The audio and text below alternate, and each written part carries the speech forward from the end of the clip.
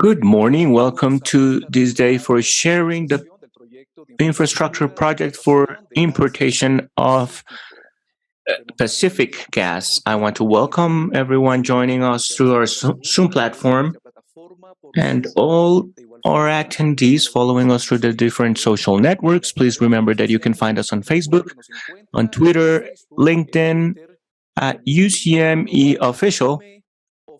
Remember that you can also follow all the news of mining and electrical planning at our website.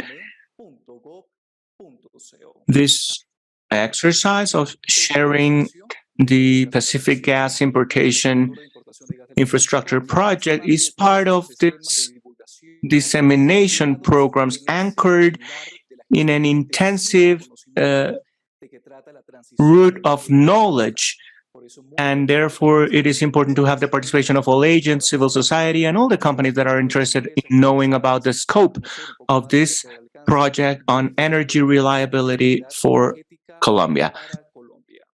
We want to greet the members of the technical table headed by the Director General of the Mining and Energy Planning Unit, Acting Minister Adrián Correa Flores, as well as our advisor from the Energy and Gas Regulatory Commission, Alonso Cardona, as well as the team from the Deputy Directorate, Andrés Popayan, Santiago Hurtado, among others who day by day are attending to the configuration of this communication and dissemination channels for the different projects and the different fronts of energy planning in the country. Quite important for all our participants in this Zoom platform. You can ask any questions and put your comments in the question and answers module of our Zoom platform. In our YouTube live streaming, we will not be receiving any questions. We will be giving priority to the previously registered members and attendees. And so you will have the possibility of viewing the Q&A module in Zoom. Remember that only through this means we will be receiving any questions. So without further ado, I want to welcome our Director General of the Energy and Mining Planning Unit, Adrián Correa Flores, who will give us a general overview of this session. Doctor, welcome, and thank you for being with us today. Thank you, Oliver. Good morning. I want to first thank all the participants in this exercise. Thank you for showing your interest in knowing this process better for the supply of natural gas and for long-term reliability. I initially want to highlight that this is a process that has been going on for several years. This is a project that was identified through the natural gas supply indicative project since 2016. This has already been discussed, assessed technically and regulatorily, and also in other areas, and we want to clarify as much as we can any concerns you may have. So this project is also aligned to one of the pillars of just energy transition that the current government has proposed, particularly the graduality, reliability, and sovereignty. We need to guarantee the supply of different energies given different conditions that may arise in the future. And this is part of some of the assessments that have been done in the unit in cross-referencing this information available on supply and demand in such a way that we can identify reinforcements to the natural gas system in this case. Of course, this is an exercise that has had different assessments that are also talking about financial and economic issues. This is a project that can be estimated around $700 million. We believe that we are close to that figure, although this is a figure that comes from an indicative analysis of conceptual engineering. There is anyway an estimate that we could be talking about a figure close to that value. And even with the events from the last few years in geopolitical terms, which have made some commodities more expensive internationally. In fact, we have been thinking that this figure that had already had some buffering is still correct. It's important to highlight that this project is, of course, supported by different regulatory analysis coming from the Ministry of Mines and Energy, and of course the Regulatory Commission. And we have different items that we have been discussing during the last few months and the last few years also. So what is the idea with this space? To go to the gist of this matter. Of course, to establish an exchange, to clarify some concerns about the specific process of the investor selection process, specific items that will be worked on in the coming months so that this project takes place as best as possible. We have done some consultations in the past, and the idea today is to provide an open setting to discuss with interested parties about some very specific and concrete questions about the process that is soon to end. Without further ado, I will now hand the floor to the broader aspects of this space, the technical issues of the investor selection process, of course, regulatory aspects, and then we can have a discussion. So let us have a very fruitful space, and we hope we can clarify any doubts and concerns that may still be there about the process. Thank you. These were the words of Adrián Correa Flores, Director of the Mining and Energy Planning Unit, who we thank for being here with us today. We will now hand the floor to our team from the Subdirectorate of Hydrocarbons, headed by a specialized professional, Andrés Popayan, to talk about everything related to the call number 1 from 2022. Andrés, good morning.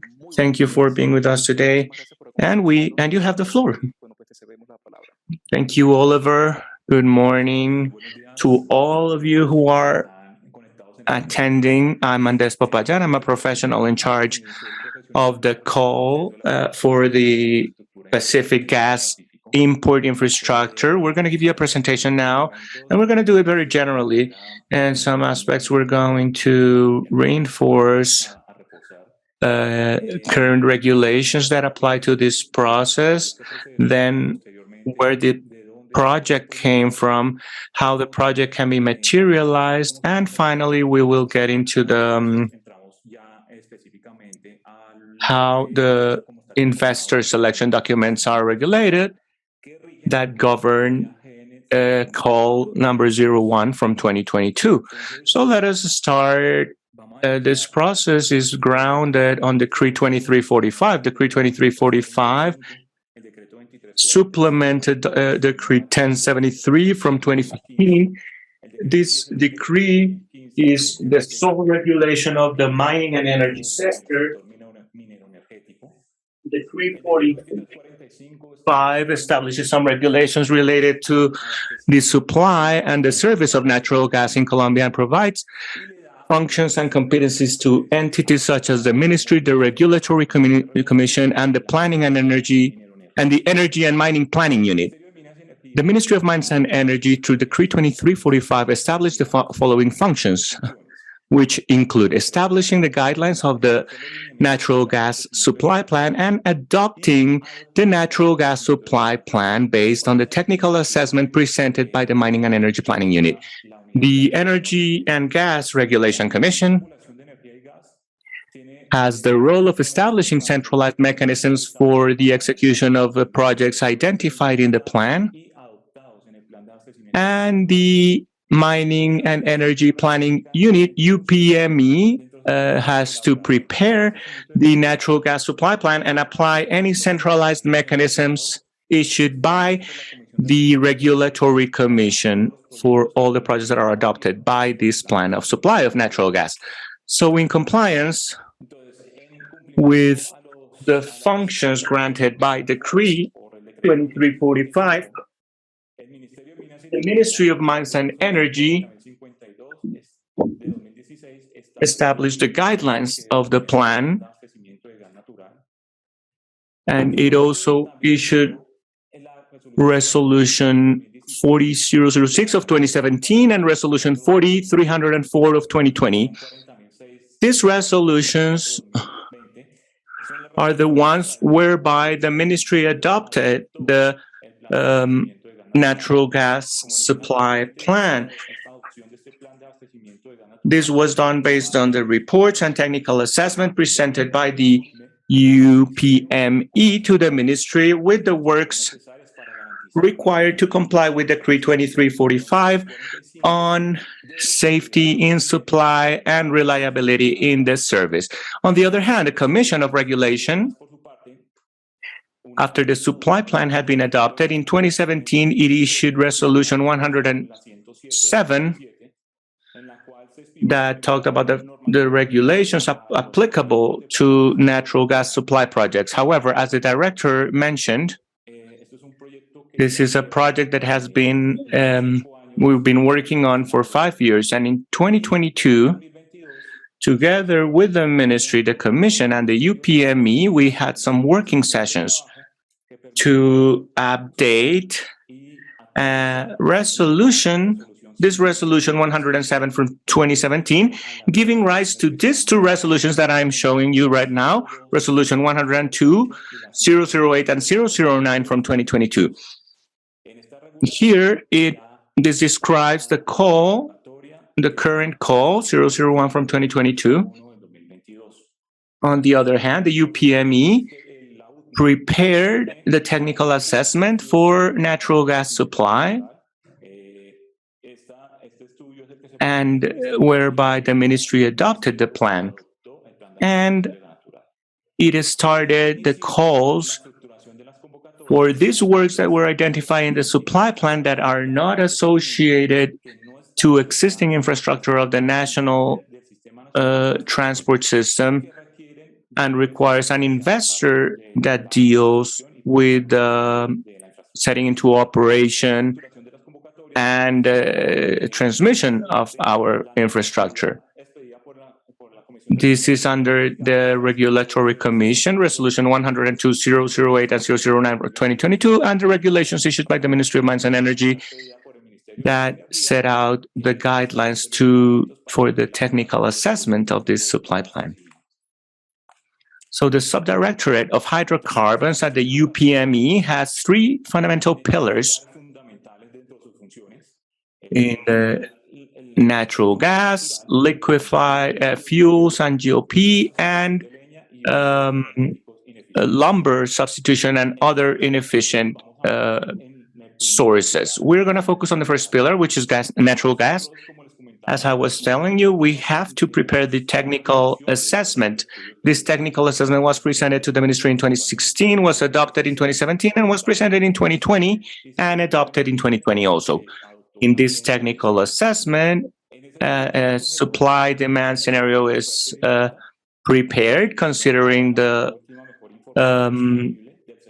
most recent information available. It was adopted by the Ministry of Mines and Energy, and we identified the projects that are required to guarantee reliability within the current transport system and the additional infrastructure that is required to guarantee these guidelines. So we have the technical study for the supply plan. As I was telling you, the objective is to define the infrastructure works and projects that we need to ensure natural gas supply in the medium and long term. The methodology is an analysis made with the best available information. On the one hand, we use the production statements, which is fed by natural gas producers to the Ministry of Mines and Energy. And on the demand side, we have the projections of the demand, which is handled by the UPME. The UPME, under some assumptions and scenarios and an econometric model, it works on the demand. So thus we make a volumetrical balance of natural gas between supply and demand. We identify the long-term and medium-term infrastructure work needs so that we can propose them to the ministry, and the ministry can determine the implementation of these works. What are we doing right now? This technical assessment is being updated with recent information, and so we are updating it. However, it's important to mention that currently the preliminary results of the technical assessment that is to be presented soon to the ministry ratify the need to have a natural gas supply point in the medium term so that we can fully meet the natural gas demand in the country. What works have been proposed in the plans that have been adopted by the ministry? It's been a group of 8 works, and these 8 works are divided into 6 groups. In 3 groups, The first 6 ones within the national transport system, which are existing works that seek to guarantee a bi-directional flow of natural gas. And we have 2 additional works, which are the ones that are outside the national transport system. That is, that they are not existing infrastructure and they require an investor to design, build, operate, and maintain this infrastructure. The first 6 works, as they are associated to existing infrastructure in the national transport system of natural gas, are handled mostly by operators or owners of such infrastructure. In the event that an operator or owner of an infrastructure does not wish to conduct works, these works are then transferred to the unit so that we can issue a call similar to the one that we're doing right now, so that we can assign an investor that will take care of it. But as I'm telling you right now, the priority is on the owners or operators of this infrastructure. Right now, we as a UPME, we have public call GN001 from 2022 to select an investor for Pacific gas import infrastructure. What does this infrastructure for gas import out of the Pacific consist of? We have a regasification plant located in Buenaventura in the southwest of Colombia, and we have a gas pipeline that will connect Buenaventura to the existing national transport system. Regasification, or the gas that we hope to have in Jumbo, is 400 million cubic feet. The liquid storage that we are requiring is 200,000 cubic meters. So this infrastructure responds to needs of reliability. Why reliability? Because it's a support, it's a new source that will inject into the national transport system. It allows to serve emergencies, and it guarantees a robustness of the system. As to supply, it is preventing short-term deficits. It gives us reliability in the supply, coverage, broadening. How is the investor selection is going to be carried out? It is going to be carried out through a public call, convocatoria pública. It has some investor selection documents. These investor selection documents have been shared, disseminated, and questions and concerns have been answered for.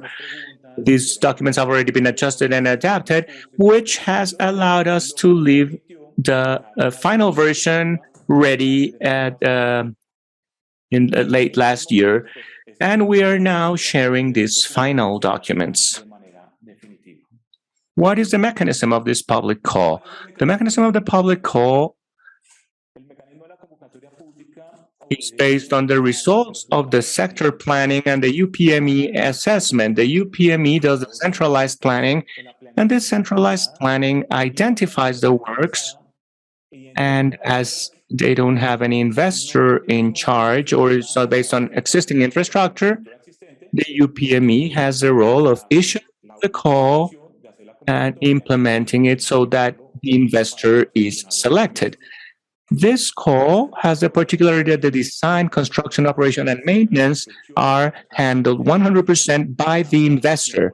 This is at the risk and expense of the investor, and the investor has the right to an expected annual income that will be collected through the project beneficiaries, and the project beneficiaries are the national natural gas supply. This is the present net value of all the offers. The one that has the best present net value, and they will be as granted the project.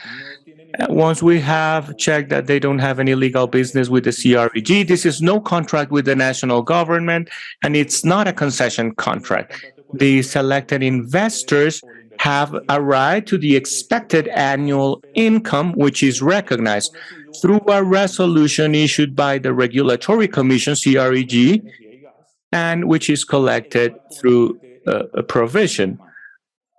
To be able to apply for this public call, you need to have two guarantees. One is the offer seriousness bond, and another one is the performance bond for the construction to start in the on the right dates. And the other thing is that this has an audit and follow-up procedure, which is also paid by the investor. The resources are paid to an authorized audit agency, and we already have all the conditions that this trust will be engaged for, and the documents that are to be signed between the concessionaire and the trust company. So let us check now the document in the investor selection documents. These documents are posted in the website. These investor selection documents are comprised of 10 annexes, and these 10 annexes are distributed as follows. First annex is a technical annex.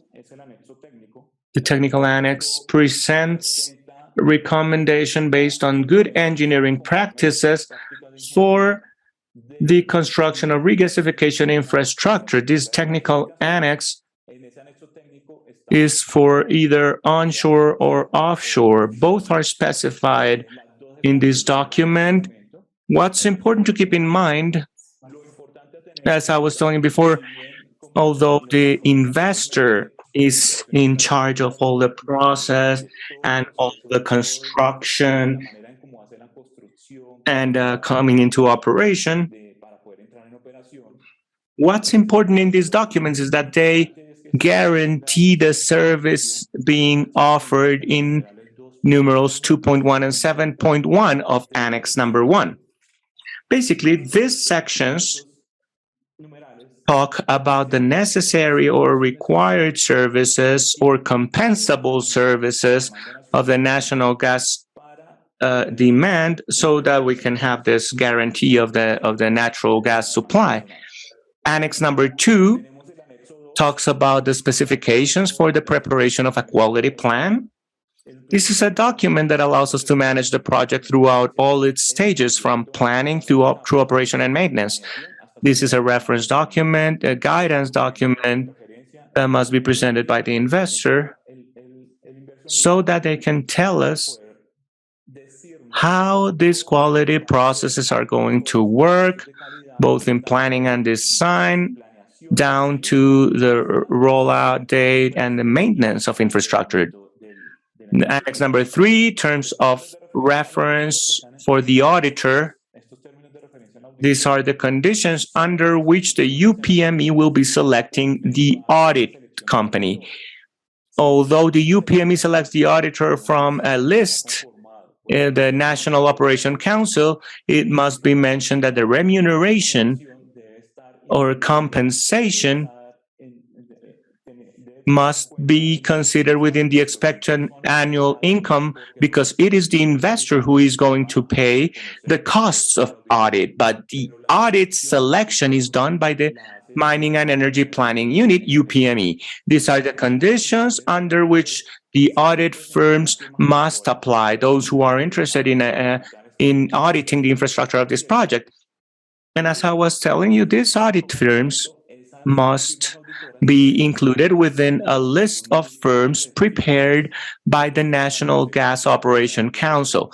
Annex number 4 is the minute of trust contract. Let's trust contract template.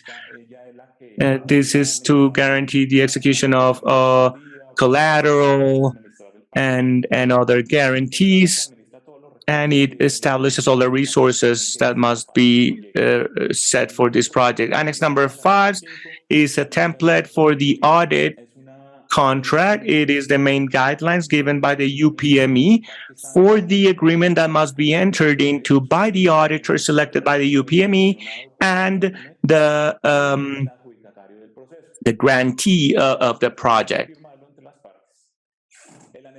The auditor confidentiality agreement is undersigned between the auditor and the grantee in the process.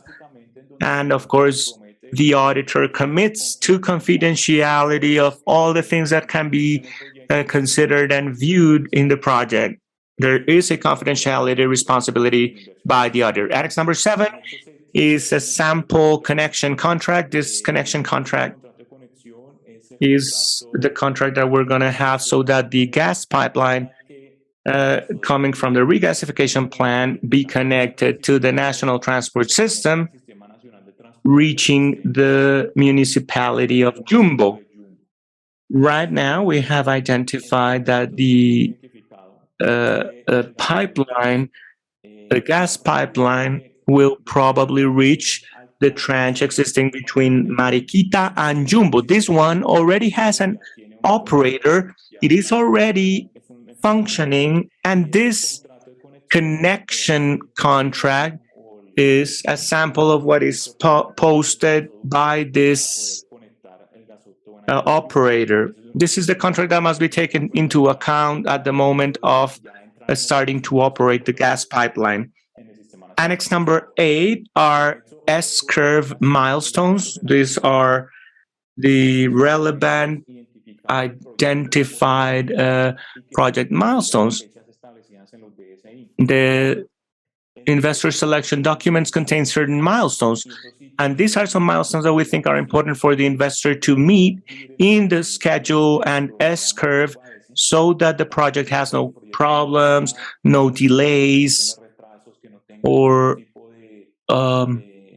issues, and so that it can be rolled out when expected. Annex number 9 talks about the regulatory references. This annex is for consultation of all these regulations and standards, and it's a reference document for you to take into account, and so that you can structure your proposals under the current regulations. And annex number 10 is a form for questions or for concerns and queries, particularly on the selection documents or any other questions related to all the process. So let us now go specifically on what a proposal contains, how such a proposal should be presented. The proposal that must be presented by interested investors is comprised of 2 envelopes. One is envelope number 1, which is a technical proposal. All documents that must be listed and attached in this technical proposal are mentioned in section 6.1 of the investor selection documents. What documents are requested? Among others, the legal incorporation of the bidder, the legal formation of the company, experience accreditation, and other requirements that are contained in Section 6.1 of investor selection documents. It is important to mention here that all the documents in the technical proposal are can be remedied. What does that mean? That if the interested investor may have presented a document which was lacking a signature or had legibility problems, there is a chance to resubmit the document so that we can validate the proposal. This does not mean that it's an improvement of the terms. It is about those documents that need some type of clarification or where the document is changed, but for us to be clear about the contents of the document. In this process or in this public call, there is no rating or pre-rating. What we do is a sort of enablement. Envelope number 1 enables the opening of envelope number 2 so that we can actually check the economic proposal of each of the interested parties. So as I was telling you, all the documents can be remedied, but that does not mean the improvement of the terms of the proposal, but rather a clarification of the documents and legibility so that we can proceed to assess the proposal. That's envelope number 1. Envelope number 2 is the economic proposal. The economic proposal requirements are contained in Section 6.2 of the investor selection documents, and we will be taking a look at the conditions for the economic proposal. It is worth mentioning something here. Although we're talking about envelopes, this does not mean that it needs to be a physical envelope. The presentation or the submission must be done through a technology platform of the UPME for reception of these proposals. In the schedule established in the document, in the investor selection documents, are the dates on which the interested parties must request a username and password to be able to access and submit the economic proposal. We will also have a training for all those who are requesting username and passwords. We'll have a training session so that they can be aware of how the platform works. So we will need to look at the dates on the schedule so that interested parties can ask for their usernames and passwords, and we can assign them for the training sessions. It's important to mention envelope number 2 cannot be remedied. That is, if envelope number 1 is enabled or accepted, and we proceed to open the envelope number 2, and envelope number 2 is lacking in some information or some numbers and figures are wrong. This envelope number 2 information cannot be remedied, and therefore the proposal will be rejected and the bidder will be left out of the process. So the contents of envelope number 1 can be remedied, whereas the contents of envelope number 2 cannot be. Envelope number 1 enables the opening of envelope number 2, and those who are not enabled will not have their envelope number 2 opened, and they will not continue in the process. What must be taken into account for presentation of the economic proposal?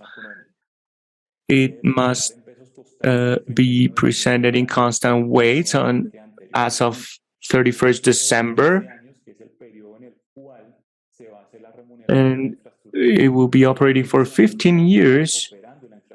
So this must be submitted according to what is established in form number 11. Let us remember that it has an annex with forms, and form number 11 is the one that must be submitted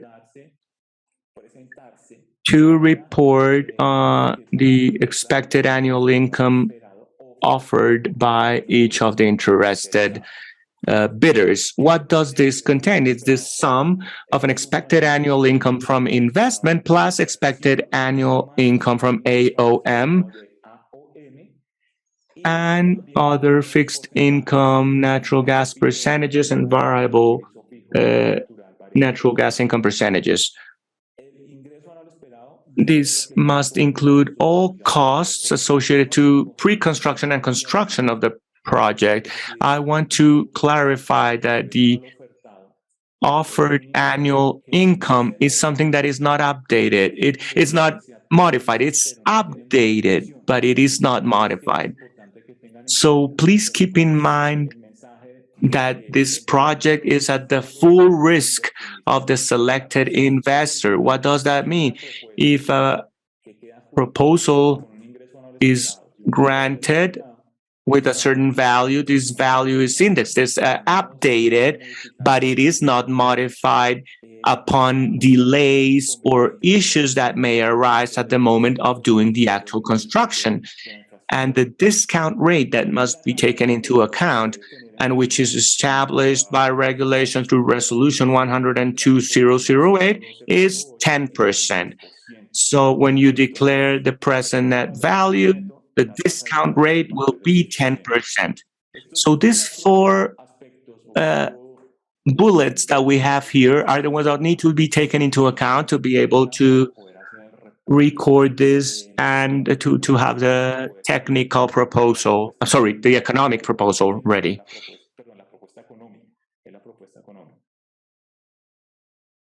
At the moment of the evaluation, what do we check when we are given the economic proposal? These are the three of the items. The one talks about the fact that the variation between each pair of years cannot be greater than 5 percentage points. This means that as the economic proposal has a 15-year profile, so in any two subsequent years, there cannot be a variation higher than 5 percentage points. An example of what we're telling you right now of this variation is posted on the link that you can see on the slide, so that you can take a look at it and be a little bit clearer about what the condition is here. The EIAE investment component must be lower or equal to the previous year. It cannot be higher. It must either be going down or remaining the same. And the expected annual income of investment can be requested to be compensated up to 42% in dollars, in US dollars. This is a fixed value for all the payment period, and it can have no variation. The 42% will always be applied, or 30% or 20%, whatever is requested by the investor, this value will be maintained. So when we do the assessment, we verify that it has no variation of 5 percentage points, that the expected annual income of investment has a decreasing or a downward behavior, and whatever percentage was requested to be compensated in dollars should not exceed 42%. Taking into account this aspect, plus the fact that the present net value of the offer is below a ceiling price given by the Regulatory Commission, we can say that it is an admissible economic proposal. However, if some of these aspects are not met, or if the proposal surpasses the ceiling established by the Energy and Gas Regulatory Commission, this is not an admissible proposal and will not continue in the process. Here I want to explain why each of the components of the expected annual income has. So the investment IAE compensates for the total investments on infrastructure. We have the expected annual income from the AOM that compensates for administration, operation, and maintenance expenses. And we have the one that compensates for the amount to be acquired of natural gas or liquefied natural gas, packaging gas, test gas, the minimum inventory that is required in numeral 2.1.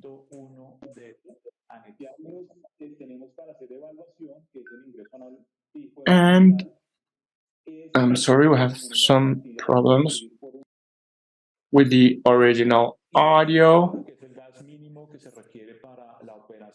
And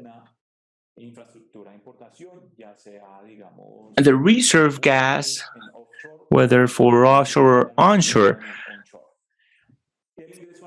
Then we have the expected annual, variable expected annual income for natural gas for the standard payment term, which is 15 years.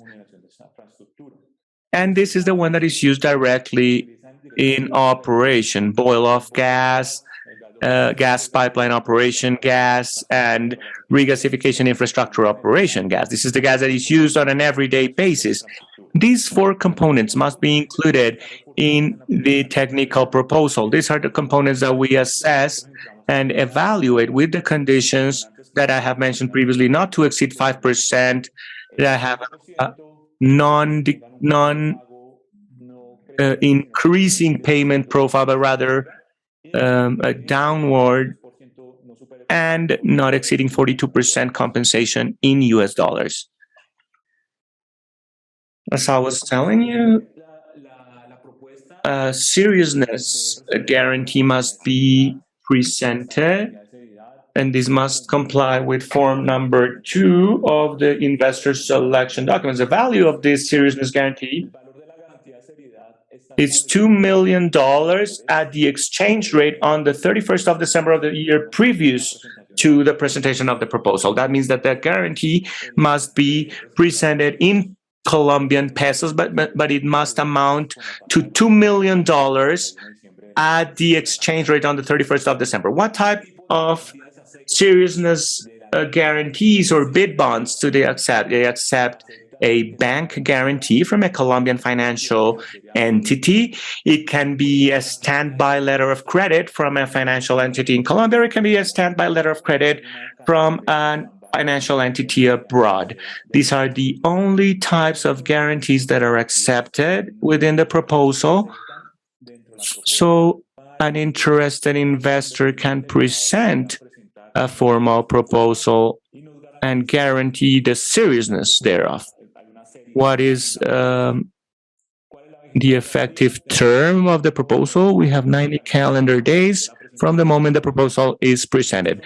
These are the minimum conditions that the seriousness guarantee must contain. The seriousness guarantee or bid bond must be presented in envelope number 1, and this is the one that is verified at the moment of evaluating the enablement.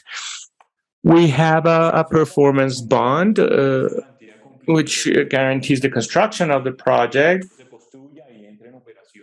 in the dates that were established and approved. The conditions of the performance bond are in section number 3 of annex number 3 of resolution 102-008. So it's this resolution 102-008 of 22 from the Regulatory Commission of Gas and Energy. The performance bond must not be submitted along with the proposal. What is submitted along with the proposal is a commitment to carry a performance bond, to acquire a performance bond. And if you were granted the project, then you can proceed to take the performance bond and formalize it. The value of this bond must be 10% of the investment expressed in Colombian pesos as of December 31st of the previous year. This 10% of the expected annual income of investment is for each of you.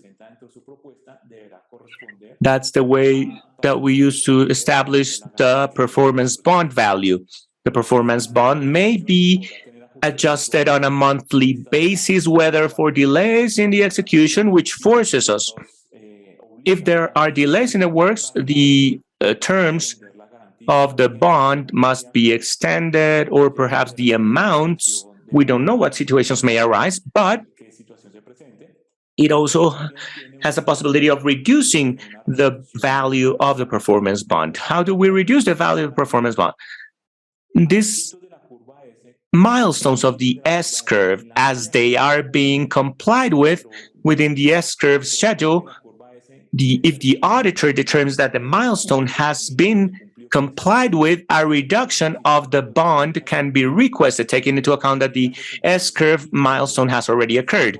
These S-curve milestones are those events that are identified as vital for the project to be able to be rolled out in a timely manner.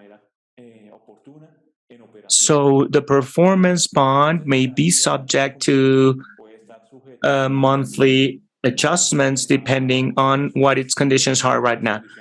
It may be because of adjustments, delays, or reductions because of meeting the S-curve milestones. What is the effective term of this guarantee or this bond? These are 60 calendar business days, 60 business days after the FPO. So the performance bond must be in force 60 days after. What types of performance bonds can be presented? Bank guarantees from a financial entity in Colombia, standby letter of credit from a Colombian or entity abroad, a prepayment, or a combination of these previous ones that can cover for 100% of the value. Let us remember that 100% of the value is 10% of the annual expected income from investment presented by each of the bidders in their proposals. We have a standalone fund, which is the trust that administers payments. The conditions for engagement of this trust fund and the functions of the trust company of administering the audit resources are set out in sections 4 and 5 of the investor selection documents. These annexes, as I am telling you, are posted in the UPME website, and they are there for the consultation of all the interested parties. What does this standalone fund do? It guarantees the compliance and of the contract from the auditor's side. So it safeguards and executes performance bonds or seriousness guarantees if necessary.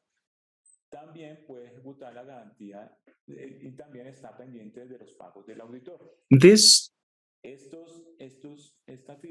trust company has a signed agreement between the grantee and the auditor. So the performance bond guarantees that the project is being executed correctly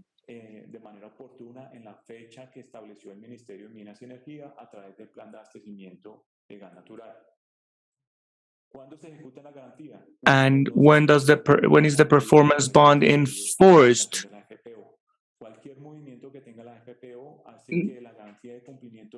If the performance bond is not updated, it will be enforced. In the event that the project has a delay of 50% with respect of the term of its execution, it will also give for the enforcement of the performance bond. This delay must be certified by the project auditor, and thus it will serve as basis for the enforcement of the performance bond. within the reports presented by the auditor, if the auditor concludes that there was an abandonment of the project, the performance bond is executed. Then also, the auditor must submit quarterly reports to the UPME, the ministry, and the commission. And this quarterly report will give us an indication of what the progress is of the project. It will contain some corrections and whether there are deviations. And if no corrections are made on these deviations that are being reported by the auditor in the reports, if these are not corrected, it will also give rise to the enforcement of the performance bond. And another thing is when the auditor in its reports identifies that the project fails to meet the technical characteristics established in the plan and the investor selection documents. These are the only grounds for enforcement of the performance bond. If we need to review these grounds in greater detail, we can take a look at section 3.6 of Resolution 008 from 2022. When a bidder has been enabled after the review of envelope 1 and they meet all the requirements of the technical proposal, this is an admissible economic proposal and it will now go on to the selection process. And once the project has been granted to the investor, it must submit documents to the UPME to formalize the expected annual income offered in the bid. So these documents are the trust contract signed by both parties. As I was telling you, this trust contract is in Annex number 4 of the investor selection documents. Second, the audit contract duly signed by the parties. This is Annex number 5 of the investor selection documents. They must have submitted the S-curve and development schedule of the project construction stage. The S-curve must reflect the milestones. And there must, number 4, there must be a certificate of delivery of the schedule and the S-curve to the selected auditor. So the investor must give this S-curve schedule to the auditor for the auditor to be able to conduct the audit on this construction program. Number 5, and there must be an approval of the performance bond by the trust company. Number 6, there must be an incorporation document as a public services company. And 7, there must be a document of registration in the single registry of public service providers, RUPS. This final document is a procedure that is done before the superintendents of public utilities. Once the grantee has all these documents ready within the terms established in the investor selection documents and has submitted them to the Energy and Mining Planning Unit, the unit will then proceed to forward these documents to the Commission so that the Commission formalizes the expected annual income through a resolution, an administrative act that tells each investor that they will be recognized a certain amount of income because it was accepted under this project. How do we do the collection of the expected annual income? The collection will be done through our natural gas transporters. Our natural gas transporters have the obligation of collecting the expected annual income. The method of collection is established in Resolution 102-008. It determines how collection is to be made to be able to guarantee the payment of the expected annual income to the grantees of the project.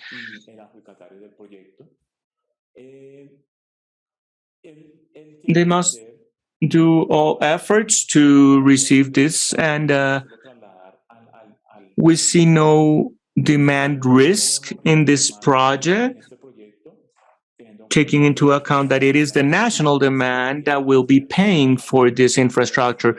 The residential and non-residential will be paying for this infrastructure through the natural gas public utility service. So we see no demand risk for the successful bidder. or the awardee. In the schedule, we have the proposal submission date for March 2023. We will then proceed to assess them. We expect this documentary review to take around 1 month. That means that by April 2023, we should be able to have a name or the selected awardee to be able to conduct the construction of this project. The estimated time for rolling out this project was 58 months, starting from the moment of award. That means that after April 2023, we are counting 58 months for the project to be rolled out. If we have no delays, we award in April 2023, so setting into operation will be February 2028. These are the results of conceptual engineering hired by the unit in 2017, which helped us identify the estimated times to be able to get the licenses and environmental permits and achieve the construction. So these are 58 months that are being given for construction of this project. Here we're going to give you an example of payments. There are some new regulatory conditions that sought to make the project stronger in its funding. So how do we manage this? Let us focus on the blue line, the one in the middle. As I was telling you, award is in normal conditions will be April 2023. The expected rollout date is February 28, after 58 months. And then we have the standard payments period, which is 15 years. If you, as awardees of the project or successful bidders, if we award this in April 2023, we enter operation in February 2028 under normal conditions with all the services that we're requiring, 400 million cubic feet regasified into the national transport system and reaching Jumbo, then we start the payment of the total expected annual income. That's the AOM, investment, all the expected annual income is compensated. The one was recognized and which was bidded for in the proposal throughout the 15 years, down to February 2033, which the 15 years would have elapsed.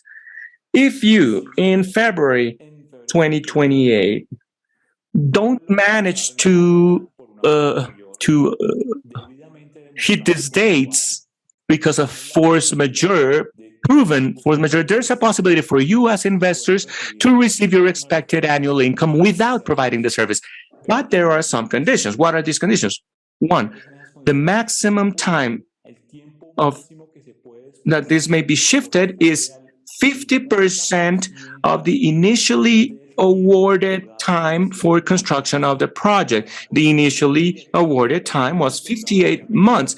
Half of 58 months is 29 months.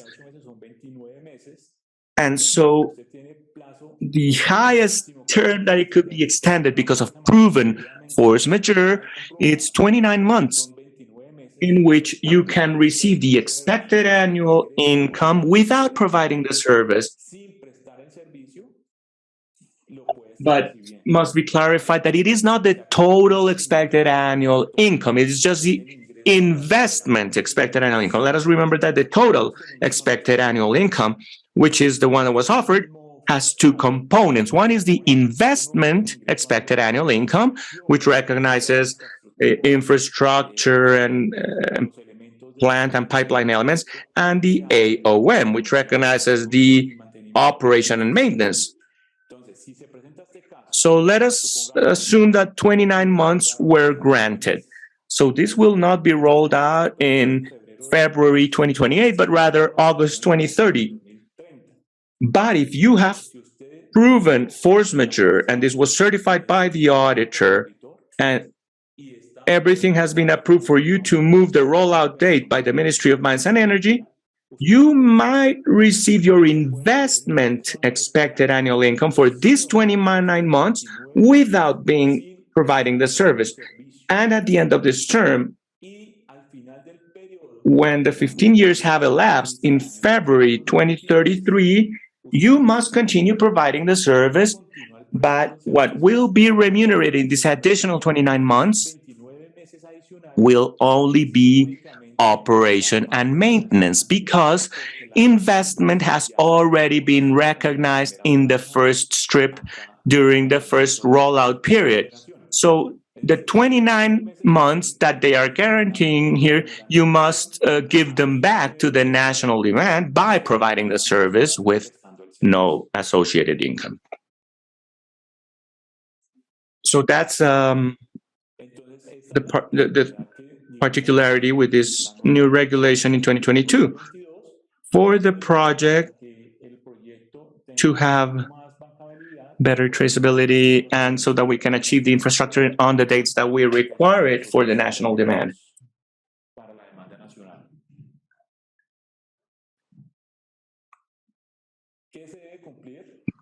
As I was telling you, this must meet certain requirements to be able to receive payments without providing the service. These are 4 conditions. First, for the Ministry of Mines and Energy to have approved the FPO. To be able to modify the FPO, you must certify the force majeure or act of God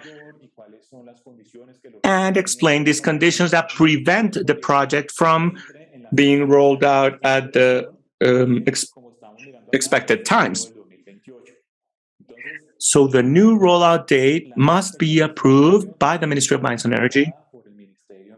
Another condition is that the auditor must certify that the awardee is in compliance with the schedule S-curve and S-curve milestones. It is the auditor who tells us what is the status of the project and the conditions that it is in at the time of requesting the modification of the commissioning date. Another thing is that when issuing this request for FPO modification, the project's investment must be at 80% progress with respect to the expected annual income. This 80% is also to be certified by the auditor, and it is the auditor that tells us whether this condition is being fulfilled. And they must have acquired a payment return bond or a reimbursement bond, which once the FPO has been approved and once it has been verified that it meets the schedule, the S-curve, and that it has an investment degree higher than 80% or 80% minimum, this is approved, the FPO is modified. We grant the maximum 29 months allowed. So when we reach this date,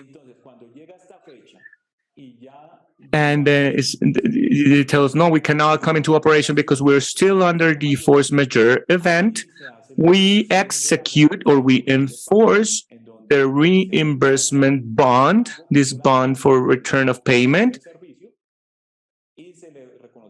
and these payments are recognized. This bond for payment reimbursement is the one that really guarantees that the infrastructure is going to be built, that it's going to be commissioned at the right date, and that it is backed up by the different schemes.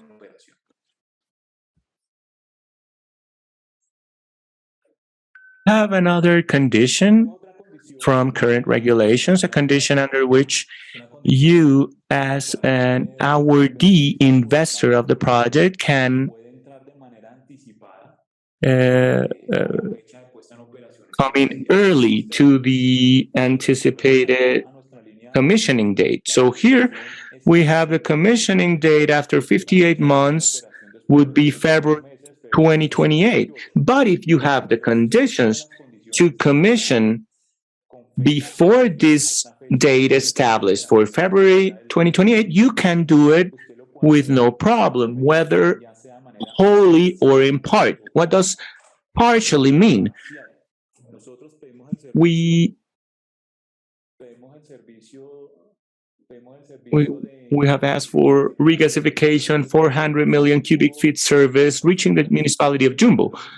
If you have the possibility of delivering less than 400 million cubic feet, whether 100, whether 80, you can do it partially, but your compensation will be according to these percentages. So this delta or this advantage that you are gaining by coming in earlier than February 2028,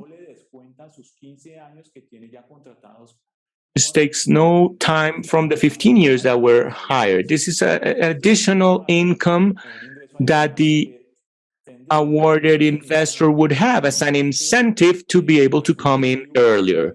So you can do it partially, as I was telling you, and you will be recognized the percentage or the proportional income. Or if you do it total, you would be recognized the total income. But what's important here is that it is in addition to the 15 years that have been contracted for. And well, I think that this is what we wanted to show you. We want to thank you for your participation, and I will give the floor back to Oliver.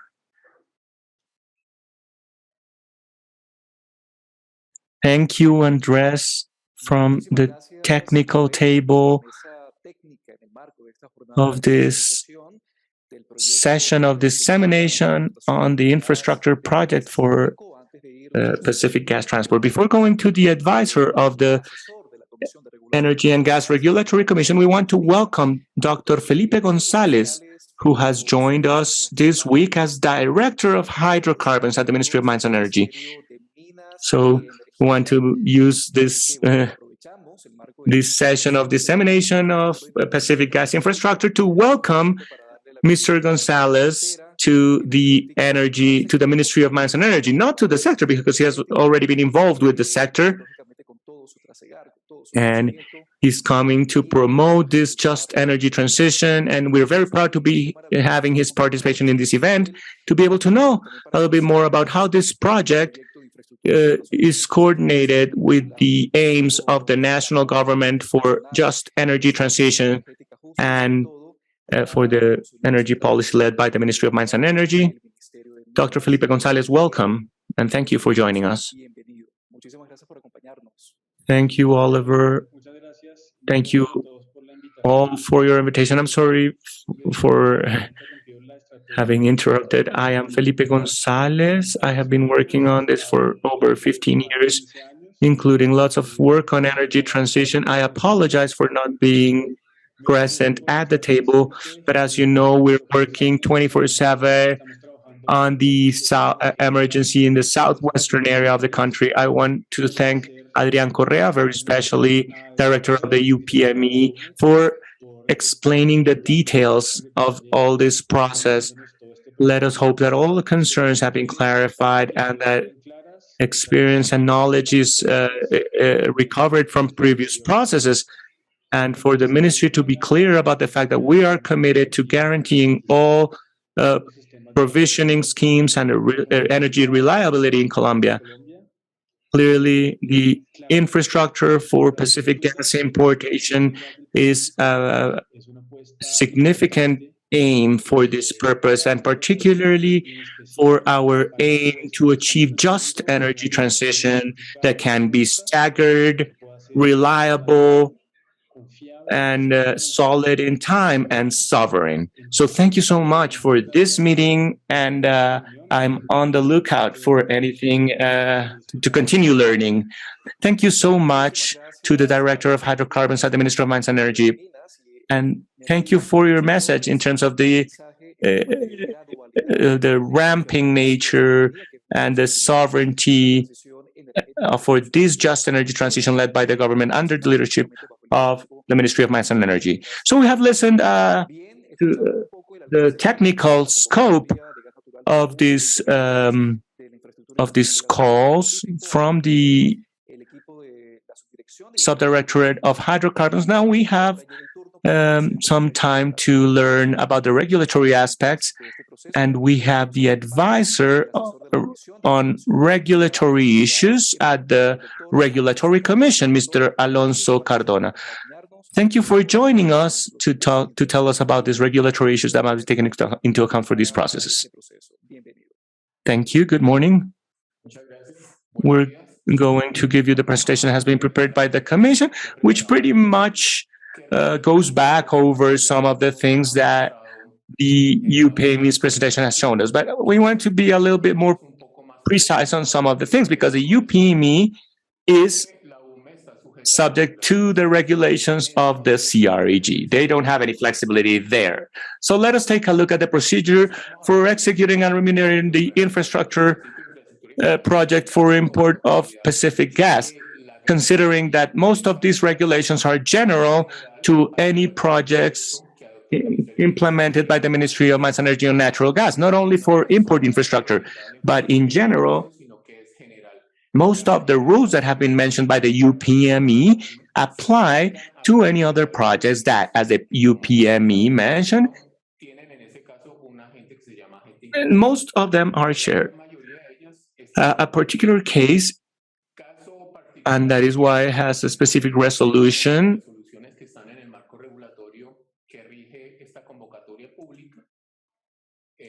and is resolution 102-009-2022. This is a specific standard for some things that must be separate from the general regulation. So let's be clear that both resolutions apply to the project. And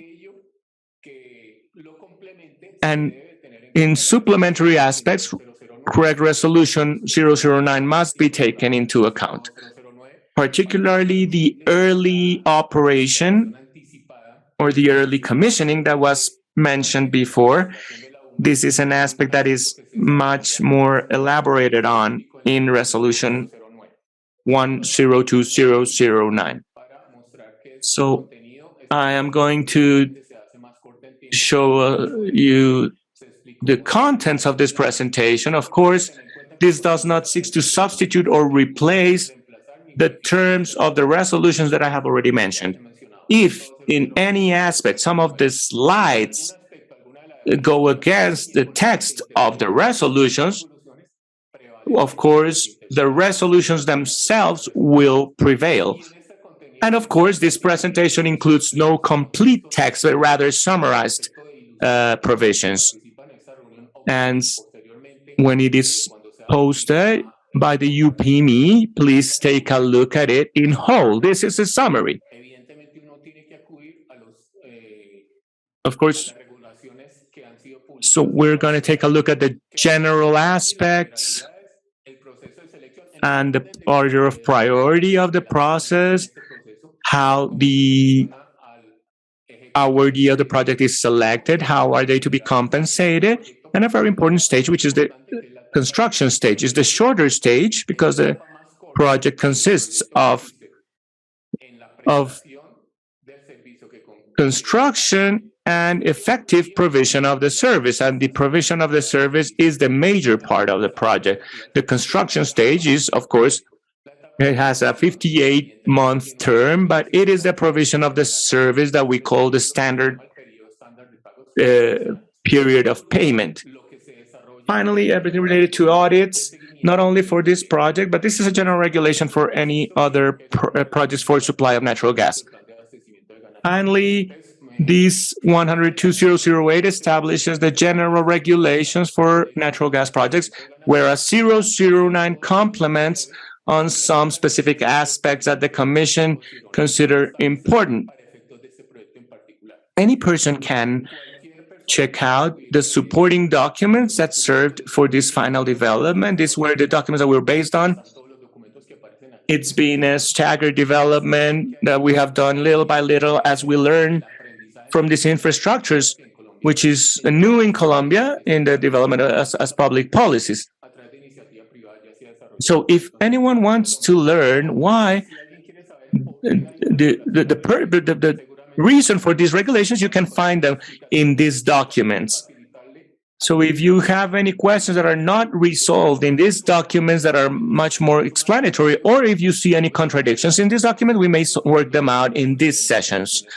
So let us take the first part. Who can participate in the process?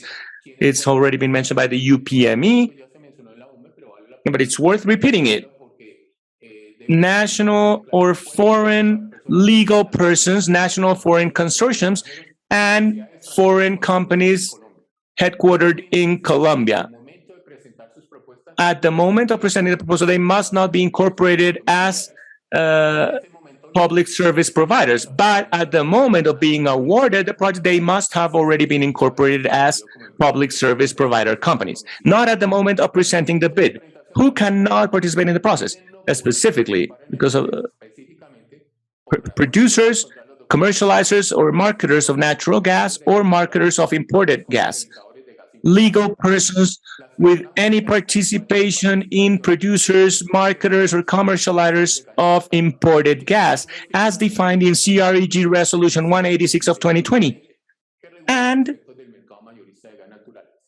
neither legal persons who have any participation from producers, commercializers, or marketers of imported gas, as defined in Resolution 186 of the CREG.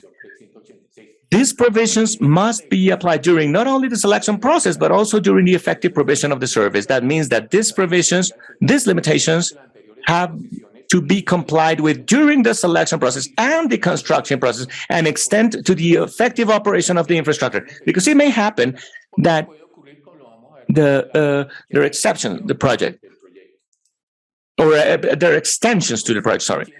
So those who want to participate must meet the following requirements. These are the most relevant, but there might be other additional requirements. First, the proven experience of the bidder must be related to the construction and contracting of construction. Construction is when the bidder directly has built works. And construction contracting means that they didn't do it themselves, but they hired a third party. They outsourced the construction. The value of the contracting must be similar to the estimated value of the project. But for this, two projects can be presented whose contracting was made by the bidder, whose total amount is equal to or higher than the estimated value of the project. You can meet the proportionality criteria. Now, this experience can be accredited by the legal person, its affiliates, parent companies, and or any other company that is part of the same economic group. This also applies for members of the consortium whenever a consortium applies to the call. This gives a great flexibility for participation. But in addition, this bidder must not be participating either as parent, affiliate, subsidiary, or subordinate with any of the other bidders participating in the same process. It must not have been declared in non-compliance or serious non-compliance in the 2 previous years with relation to other natural gas supply projects. And of course, the regulations must be observed on the separation of economic activities, and they must not be there must not be grounds for this ineligibility. If there are any questions, the best thing to do is to ask. The competent authority cannot be the UPME, but it is the CREG. After that, the regulations establish the main obligations of the awardee, which in the case of this project are having the regasification and gas pipeline available for provision of the service. The project comprises both infrastructures. The project is one, but it comprises 2 pieces of infrastructure that can, of course, work independently. We're subject to the provisions on the separation of economic activities, And we need to comply with the composition of natural gas to comply with the single regulations for transport of natural gas. Of course, the awardee can make the choice of receiving non-eligible product, but that's going to be their problem, because when this is injected into the system and the transporter receives it, they may say that they are not going to accept it. So they must assume the losses from gas evaporation, from the boil of gas. Those losses that exceed what was presented in the proposal. So the liquefied natural gas can only be acquired for infrastructure operation, for gas pipeline packaging gas, infrastructure test, boil of gas, and initial filling of the stock. That is, the operator of this infrastructure has no commercial relationships with respect to the provision of gas or acquisition of gas abroad. They don't. That is why the agents that we mentioned before are not allowed to participate. And the losses of liquefied natural gas from aging in storage will not be the responsibility of the awardee, and they are yet to be regulated in a separate resolution. Who will take on these losses from aging? So there are 4 components of the expected annual income. I will not repeat the details. There's the investment, the AOM, annual income, the gas volume, which will then correspond to the fixed gas volume, and the variable one that is acquired periodically. This is to facilitate the payment scheme that I will give you a little bit more details on, because otherwise we would not be able to achieve this payment scheme that must not necessarily obey to service provision schemes. Values must be disaggregated for investment, expected annual income, and AOM. And for purposes of the rates of the associated services. Let us remember that we have the reliability criterion and the provision or the supply criterion. So for the second component, that is remuneration of the associated services, we need to have these 2 components separate, because otherwise it's almost impossible to establish a rate for these associated services. There's a discount rate of 10% in the assessment and preparation of the expected annual income for investment. Is the bidder that includes their internal rate of return. It is not that the CREG will recognize 10%. It's just that when comparing the offers, it deducts 10%.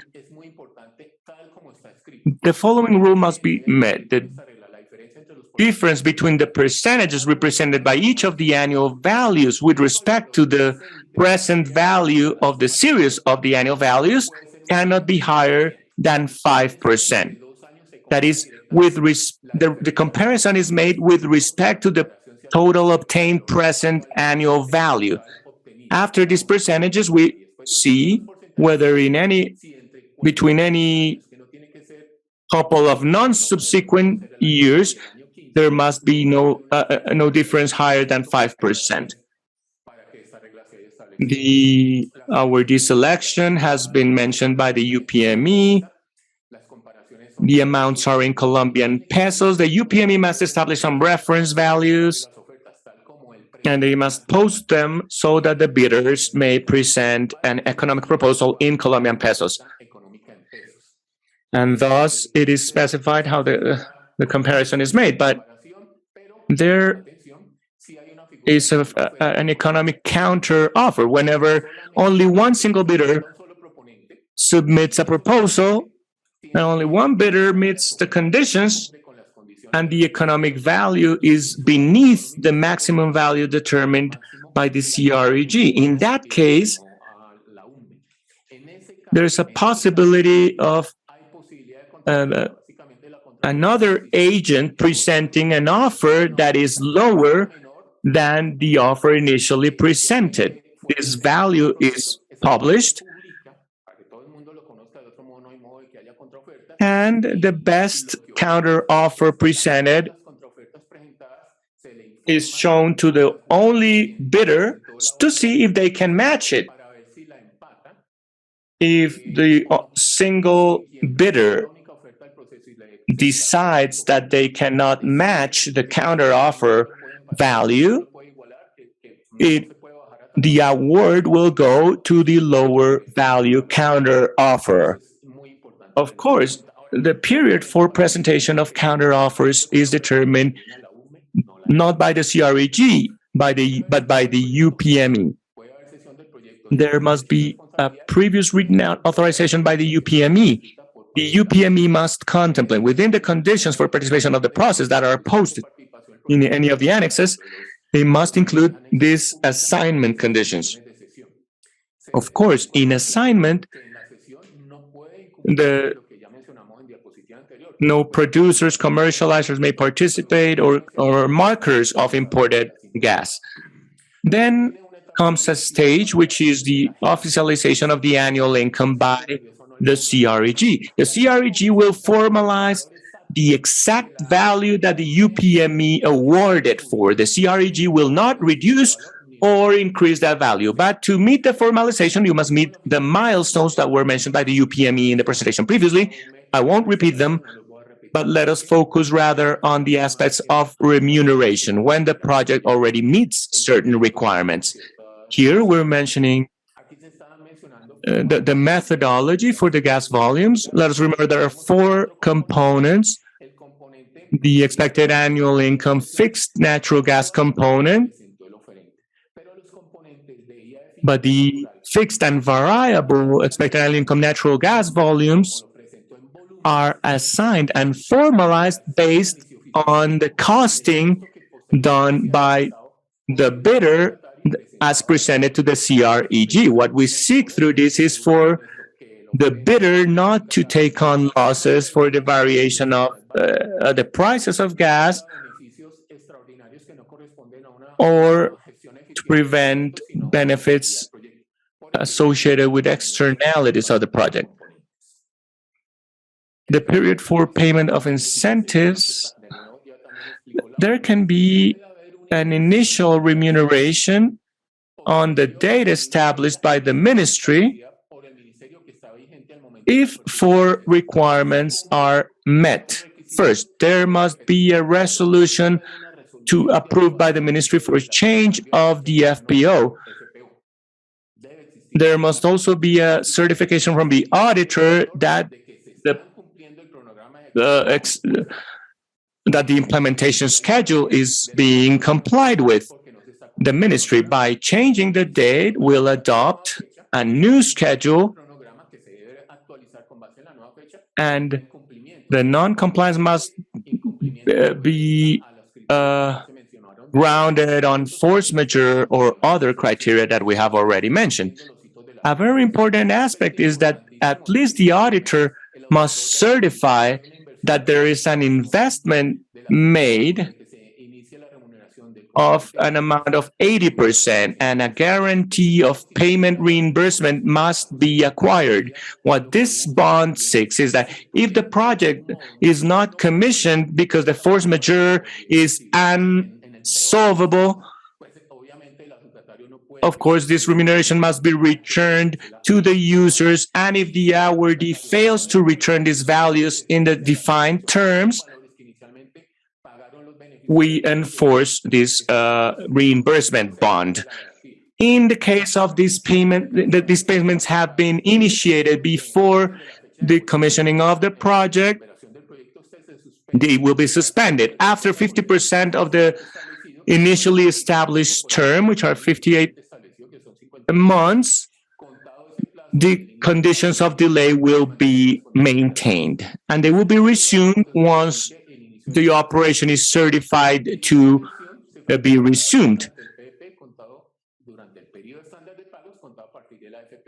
Here we have a a timeline of compensation, which is similar to the one presented by the UPME, but we want to highlight the initial FPO. It might be that it meets the terms, February 2028, but the full requirements are not being met. So what can happen is that as soon as the requirements are met,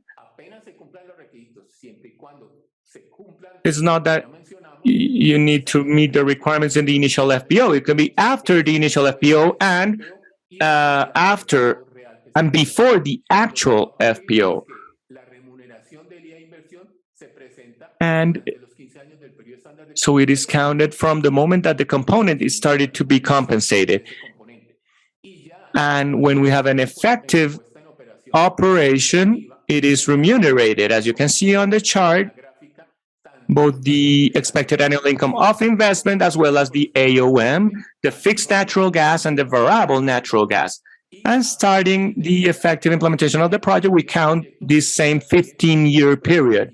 So you can see an overlapping of compensations in such a way that once the project has been amortized, you are only compensating for the fixed and variable AOM and administration, operation, and maintenance.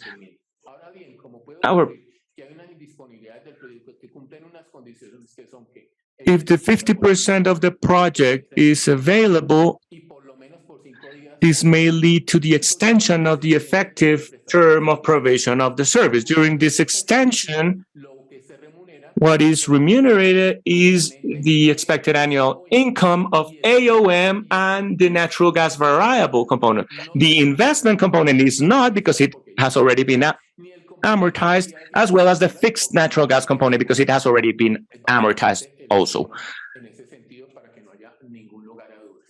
Now, remuneration to the awardee is a consequence of both reliability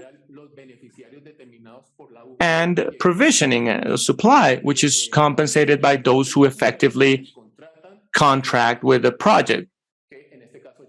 So in that case, the awardee receives whatever they offered, not more, not less. It's not that on the one hand, the beneficiaries will be compensating what was initially budgeted for in the expected annual income, and on the other hand, they will receive from the project contractors. If there are additional income, this will be subtracted from the benefits received by the bidder. So I'll give you an example. The pipeline that connects to the Buenaventura Jumbo system is not established at 400 million cubic feet per day, but 500. This difference would be the difference between 500 and 400. Can there be additional services? Yes, you can bid infrastructure with additional capacity than established in documents. Yes, you can. But there's a rule that these services will be contracted for after 100% of the established services have been incorporated. So that can happen. That can happen that the investor realizes that there's a possibility of gaining additional income. But since these additional incomes are leveraged with the infrastructure paid with the project adopted by the ministry, the beneficiaries will also benefit from this additional income, which is what we are talking about, the 10% factor, because there's a leveraging there. Of course, reaching an environmental license of a 400 million cubic feet product, they are leveraging the 500 one. And several different infrastructure projects, just for having built the 400 million cubic feet, make it easier to expand the project to 500 million cubic feet. Establish the compensations from unavailability, and this is very important. It might happen a project was modified in its commissioning term, but there are delays that are not imputable to force majeure or act of God or things that allow the ministry to extend the operation term. In this case, what happens is that the project continues to be remunerated, but it is applied an unavailability factor of 1 in such a way that the net income of the awardee during that term is 0. It's not that they return money or receive money, it just becomes zero. And this is important because it can also happen. Now, we specify compensations for unavailability. This is not only in Colombia, but worldwide. Whenever the unavailability daily factor exceeds 50% from events caused by force majeure, act of God, or extraneous causes, and it takes more than 5 calendar days, all these situations that meet these two conditions will add up in such a way that after the standard payment term has been fulfilled, this effective term of provision of the service will be added to. So in this final term, after the standard payment term has been fulfilled, remuneration will only be from the AOM and the variable natural gas expected annual income, because the fixed one and the investment have already been amortized by those who are paying for the project. So how it is that we collect the resources? They are collected through the transport systems when the beneficiaries compensate the project. When there's a contracting of associated project services, it is, of course, the awardee who will be receiving the revenues directly from those who contracted the associated service. In this case, the transporter would not go into the process. So what we show here is that the collection is done pro rata to the firm transport contracts determined by the UPME. So what we see is we check the participation, not the demand that went to these beneficiaries, but the contracted transport capacity. That is more a transport issue. As I explained, there are some additional services for this project. Execution commencement is the date of the commencement date, and there may be modifications of the commencement date of the project.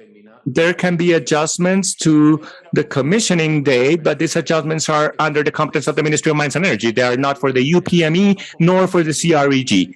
It is of the ministry, because they are under a strategic provisioning plan of the Ministry of Mines and Energy. We have the figure of the auditor. Let's not confuse the auditor with the contract supervisor or interventor. The auditor just checks that some conditions are met as required by the CREG or the UPME. And depending on this verification, the auditor may lead to a declaration of non-compliance by the project or breach.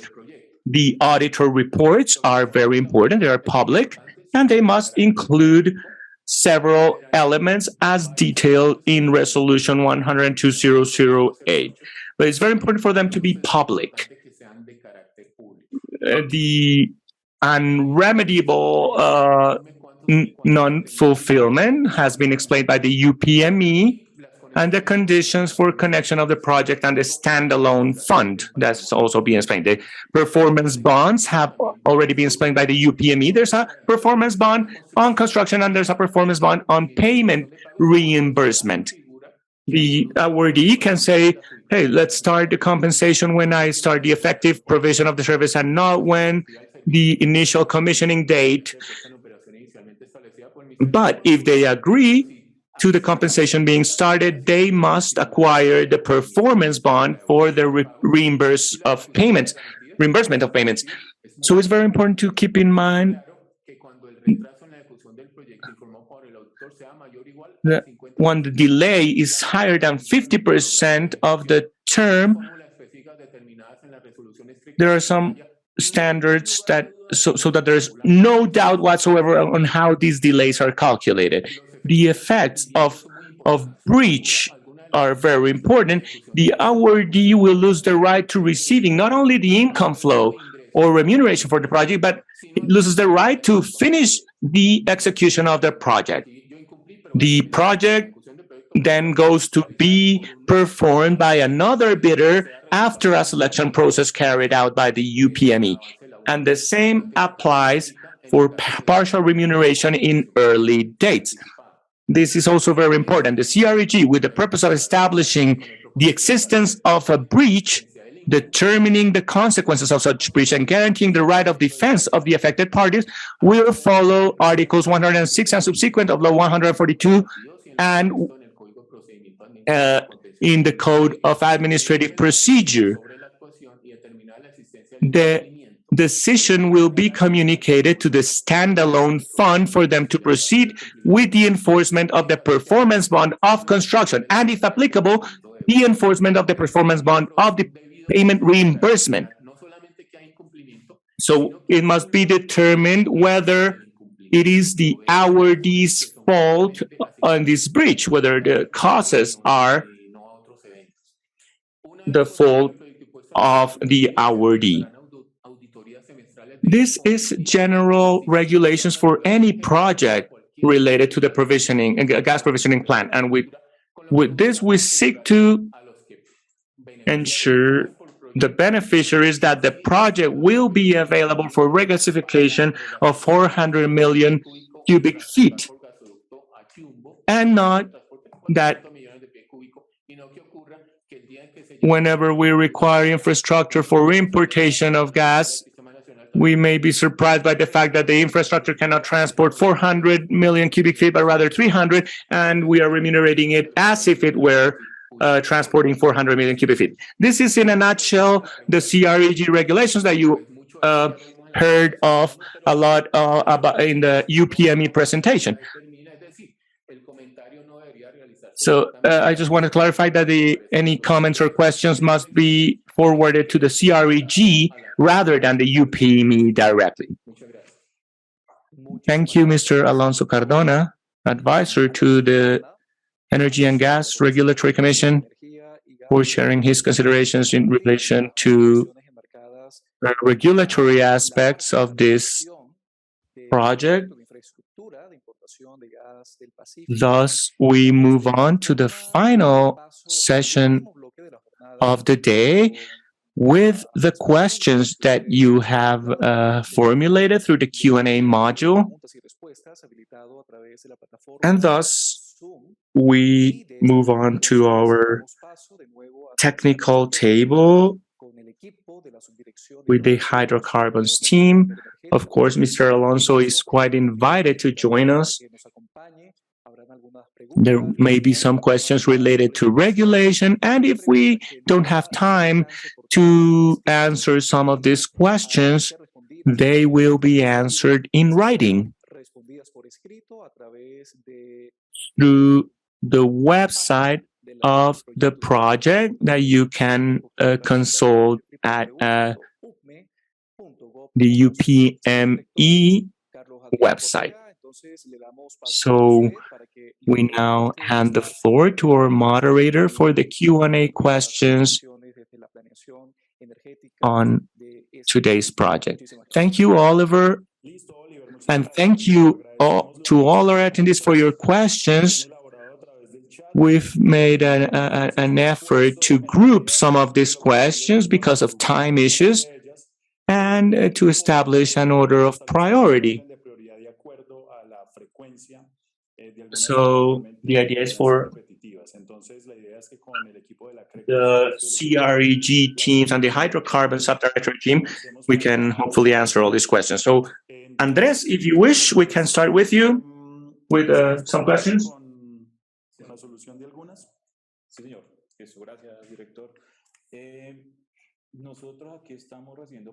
We are receiving questions, but we're going to clarify something. The recording of the event will be at the UPME YouTube channel.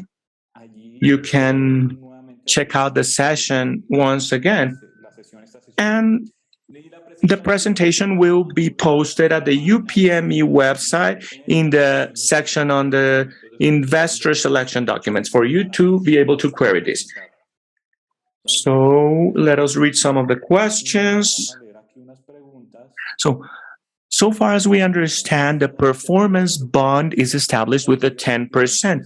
We have the impression that this 10% might be reduced as per the investor selection documents. Could you explain when and how this could go up, and where is this ceiling in the investor selection document. So we want to clarify that the performance bond cannot be increased. What is modified is whenever there are delays in the project, the bond is adjusted gradually because the bond must be adjusted as per the delays. It might be that the performance bond be reduced in its value, not in its term, when the S-curve milestones are met. To the extent that the S-curve milestones are being met, the performance bond may be subject to a reduction of the amount, except if there are any project delays. And the conditions to adjust this bond in its term or amount when the milestones are met are in section number 9 of the investor selection documents. We have another question. It is understood that the expected annual income is independent from the total gas volume. Is it correct? It is correct. However, the selection process seeks to select an investor to build and operate the infrastructure. The conditions of commercialization and acquisition of liquefied natural gas must be established by the regulatory commission, and they are working to issue regulations that are applicable to the liquefied natural gas and imported regasification of imported gas.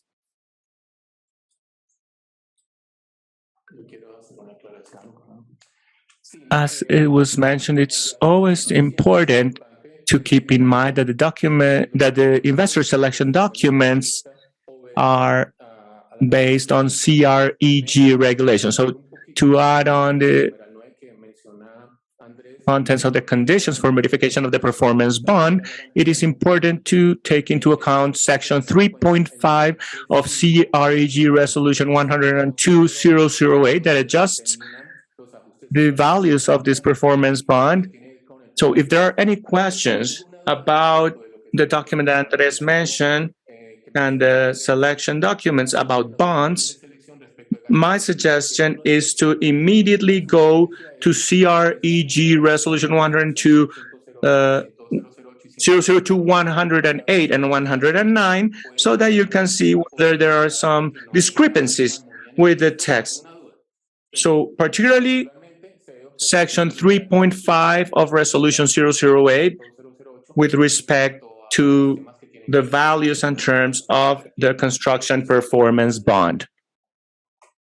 Okay, so let's continue. If this exceeds the 700 million budget and it is justified, would they be assumed by the government? The answer is no. As it was said in the presentation, these are works that are 100% under the investor. Risk is assumed 100% by the investor. The expected annual income total, which is formalized by this Commission of Regulation of Energy and Gas, is updated, but it is not adjusted. So there are no possibilities for the government to assume any questions, any deviations from the project. On the other hand, this amount of 600 million is an indicative value. It seeks to establish certain components before the presentation of the offers. So in that sense, this is just an indicative value, a reference value. It's important in the terms of eliminating non-valid bids, but it must not exceed the value established by the regulatory commission. That's the value. It might be $800 million. It might be $900 million. It might be $500 million. The differential value between what was proposed by the UPME to the value that was awarded is simply based on the remuneration formulas, that is, reliability and supply. Yes, right.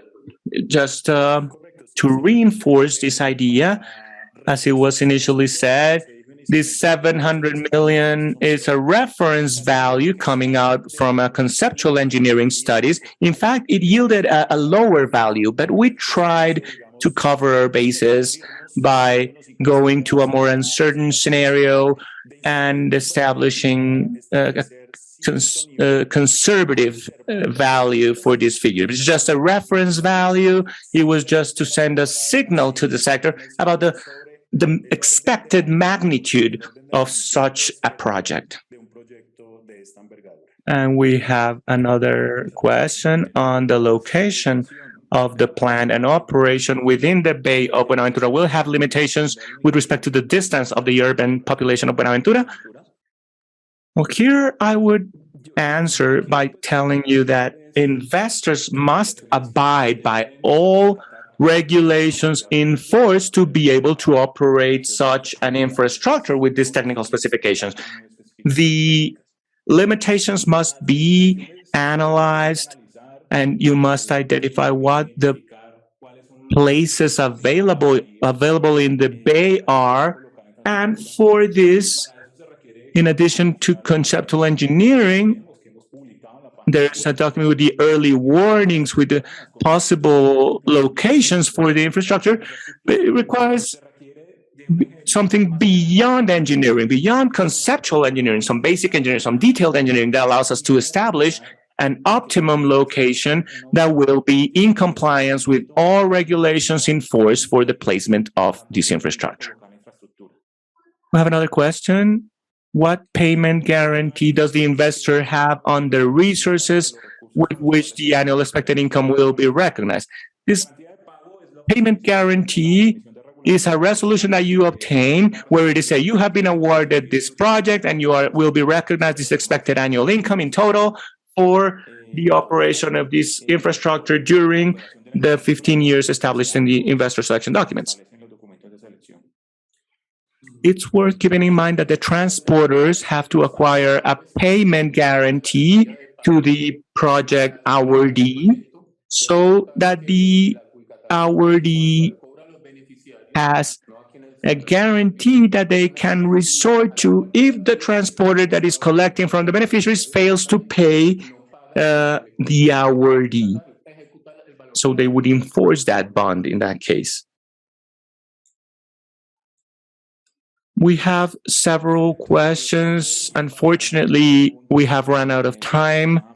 So thank you so much for your participation. Thank you for your time and disposition. We hope that with this, we will have greater clarity for any interested bidders to be able to present formal proposals to the UPME next May. If you have any questions or any concerns, please let us know. However, it will all be posted in our website. We have a link to the call. It includes investor selection documents, and we will include any modifications made or any news will be posted on the website made available to all interested parties. Thank you so much, Andres, Director of the Mining and Energy Planning Unit, our advisor from the CREG, Alonso Cardona, Santiago Hurtado, and all the team of the Subdirectorate of Hydrocarbons. And thank you for all this information and this guidelines for this project. We also want to thank our partners or strategic allies within the framework of this project, Colombia, for its attendance, for the call, and for the provision of the simultaneous interpreting service that we were able to provide today. Thank you also to the National Hydrocarbons Agency for all their efforts and support and technology assistance with the Zoom platform through which we are being able to reach you all. Thank you to the technical and human team at the CREG for allowing us to replicate this information in the YouTube channel of the entity.